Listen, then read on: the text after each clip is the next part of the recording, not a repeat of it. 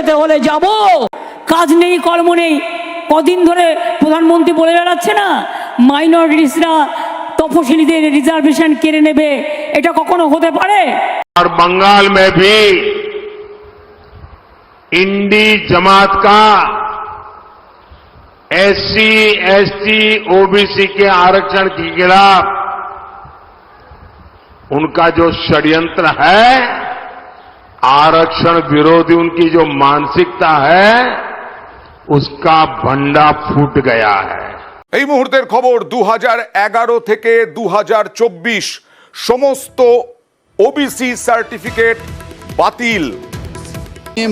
কলকাতা হাইকোর্টে যে division bench রায় দিয়েছে 2010-এর পরে যারা যারা ওবিসি হিসেবে অন্তর্ভুক্ত হয়েছে পুরো সে তালিকা বাতিল। কারণ West Bengal backward class commission act 93 সালের আইন না মেনে করা হয়েছে। 2010-এর পরে যারা চাকরি পেয়েছে ওবিসি সার্টিফিকেট দিয়ে তাদের চাকরি খারিজ হবে না, তাদের চাকরি থেকে যাবে। OBC West Bengal backward class commission 1993 সালের আইন অনুসারে নিম্ন শ্রেণী জাতিদের জন্য একটি সংরক্ষিত ব্যবস্থা রাখা হয়।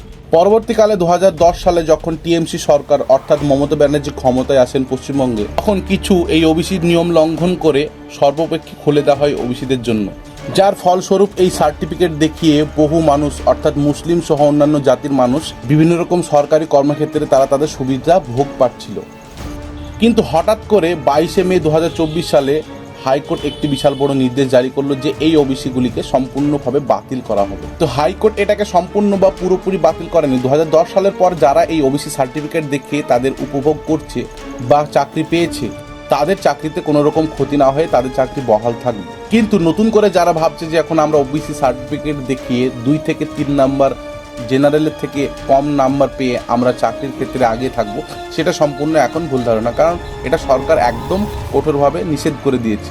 আর এই রায়ের ক্ষেত্রে কলকাতা হাইকোর্টের বিচারপতি ছিল তপব্রত চক্রবর্তী ও রাজশেখর মান্থা। এই দুজনের ডিভিশনে এই রায়টি পাস হয়, যে রায়টাকে মমতা সরকার অর্থাৎ টিএমসি সরকার বলে দিয়েছে সরাসরি যে এই রায় আমরা মানব না।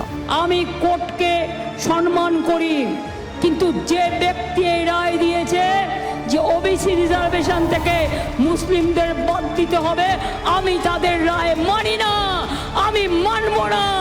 ওবিসি রিজার্ভেশন চলবে, এর জন্য উচ্চতর কোর্টে যেতে হলে যাব।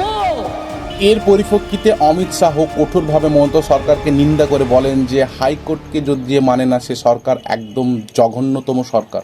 সে কি করে একজন রাজ্যের মুখ্যমন্ত্রী হতে পারে যে হাইকোর্টের বা রাজ্যের সর্বোচ্চ কোর্টকে মানে না। मैं हाईकोर्ट के फैसले का स्वागत करता हूं। ममता जी ने कहा हम हाईकोर्ट के फैसले को नहीं मानते।